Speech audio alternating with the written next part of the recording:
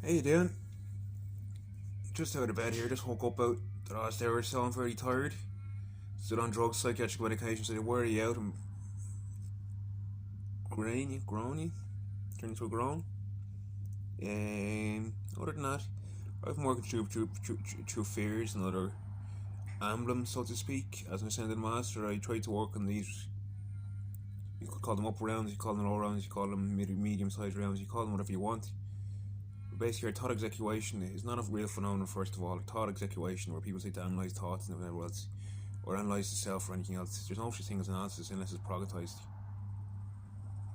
So it's a matter of engrossing into something. And one of the things I'd like to engross in today in that matter is death. Death is a real phenomenon people are feared of, people are scared of. I know I have my fears of it. If it's come to suicidal tendencies or anything like that, which I don't necessarily have, but I might have in the past, in my teenage years especially, when I was very lonely and isolated. How do I escape this pain? I mean, suicide needs to be downgraded and upsized in its own way to realise it is a real phenomenon that does happen in the world. And it's not a matter of anyone saying you're going to die or I'm dying or something is dying. Life goes on continually regardless. Your soul will carry on. Those who have souls, everyone has a soul. You cannot be born and have a soul. Basically, you can believe in it, you can not believe in it, it doesn't matter. The energy that we are carries on. I know this from living many lifetimes. I only just my own prerogative and let you. But basically, death is something we can't face while we're alive. To understand it, to learn about it. It's not we go and die or go into a vestige or anything like that, or a criteria or a vestige, or sorry, a crevice. What we do, go into a crevice for a while if we want to learn about death and what we're about to entail in throughout life, that is. Because death is often up here with the quandary of what is, which is the thought process. So we install that in. Where did it come from? Is it real value that we experience it, we witness it, we are it, we watch it? What if I turn to death right now? What is that we notice? Something beyond us, something with us, something dear to us, something kind to us.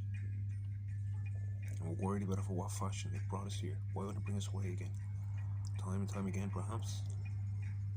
Why is it that we're scared of it? Each that is kind, generous, and gentle towards us.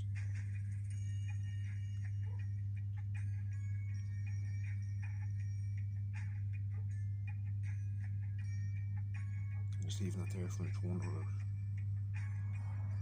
And wondering I don't think is a sorry, I've gone too fast here.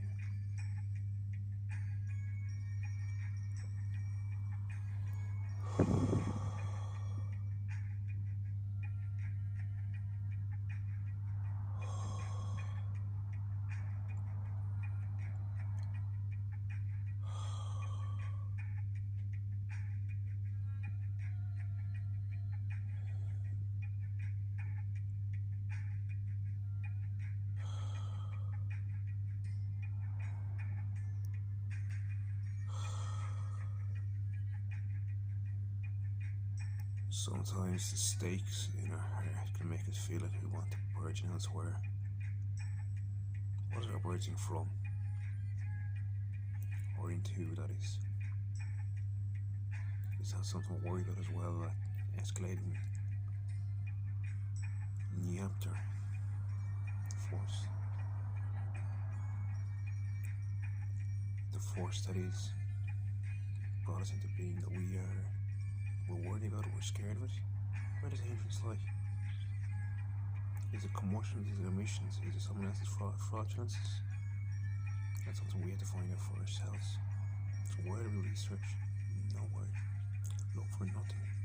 And see how full it is, like I've already mentioned. Thank you. Other than that, I think